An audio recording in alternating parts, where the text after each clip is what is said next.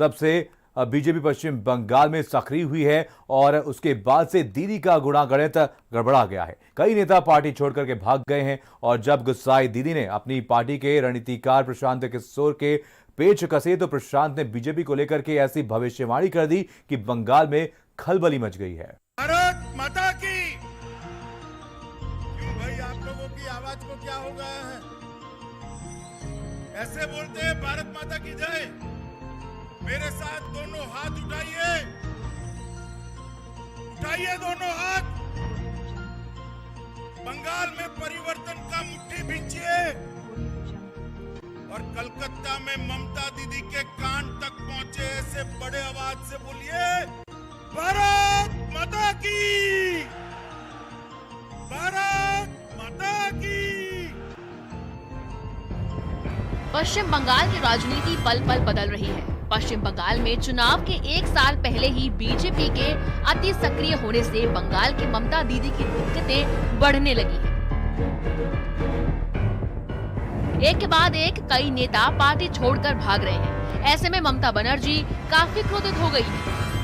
ममता बनर्जी ने जिस रणनीतिकार को पार्टी की हालत सुधारने के लिए हायर किया था, वो भी काम नहीं आ रहा है। देश में चुनाव जिताने की रणनीति बनाने वाले प्रशांत किशोर से ममता बनर्जी की बातचीत हुई थी, लेकिन टीएमसी का जनाधार बढ़ने के बजाय उसके जमीन से जुड़े नेता पार्टी छोड़कर भाग रहे हैं। ऐसे में ममता बनर्जी ने प्रशांत किशोर को बेहद सख्त चेतावनी दी है कि या तो वो पार्टी की स्थिति को सुधारे, नहीं तो वो खुद दखल देकर पार्टी को मजबूत करेंगे।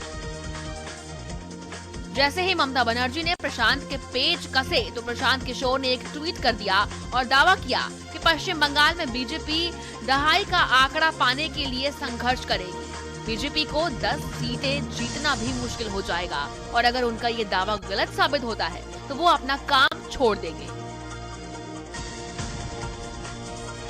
प्रशांत किशोर ने अपने ट्वीट में लिखा है कि मीडिया का एक वर्ग बीजेपी के समर्थन में माहौल बनाने की कोशिश कर रहा है। वास्तव में बीजेपी पश्चिम बंगाल में डबल डिजिट के लिए भी संघर्ष करेगी। प्रशांत किशोर के इतने बड़े दावे वाला ट्वीट मीडिया में आते ही बीजेपी के राष्ट्रीय महासचिव कैलाश विजयवर्गीय ने प्रशांत किशोर पर तंज कसा और कहा कि बीजेपी की पश्चिम बंगाल में जो सुनामी चल रही है, उससे लगता है कि सरकार बनने के बाद देश को एक चुनाव रणनीतिकार खोना पड़ेगा। हाल ही में अमित शाह ने बंगाल दौरे के वक्त टीएमसी के कद्दावर नेता सुवेंदु अधिकारी समेत कई नेता बीजेपी में शामिल हो गए। इसके पहले भी टीएमसी के कई सांसद और विधायक टीएमसी को छोड़ चुके हैं। तृणमूल कांग्रेस के नेताओं में सबसे ज्यादा नाराजगी पीके और उनकी कंपनी आईपैक की वजह से ही है। टीएमसी नेताओं का आरोप है कि पार्टी बंगाल की जनता के लिए नहीं बल्कि कॉर्पोरेट अंदाज में चल रही है। पार्टी में पीके के ज्यादा दखल के कारण ही कई कार्यकर्ता ममता बनर्जी से नाराज भी हैं। सूत्रों के मुताबिक ममता बनर्जी की पार्टी टीएमसी और प्रशांत किशोर की कंपनी आईपैक के बीच में करीब 400 करोड़ रुपए का कॉन्ट्रैक्ट हुआ है। कई नेताओं का आरोप है कि प्रशांत किशोर पार्टी को कॉर्पोरेट अंदाज में चलाना चाहते हैं, जो उन्हें मंजूर नहीं है। प्रशांत का काम करने का स्टाइल कई नेताओं को रास नहीं आ रहा है। फिलहाल अगले साल 2021 में पश्चिम बंगाल में चुनाव है और उसके पहले ममता के सामने सबसे बड़ी चुनौती है कि वो अपने कुनबे को संभाल कर रखें। अगर इसी तरह से टीएमसी नेता ममता का साथ छोड़ते रहे तो ममता दीदी को पश्चिम बंगाल की सत्ता से भी हाथ धोना पड़ सकता है। ब्यूरो रिपोर्ट, भारत समाचार।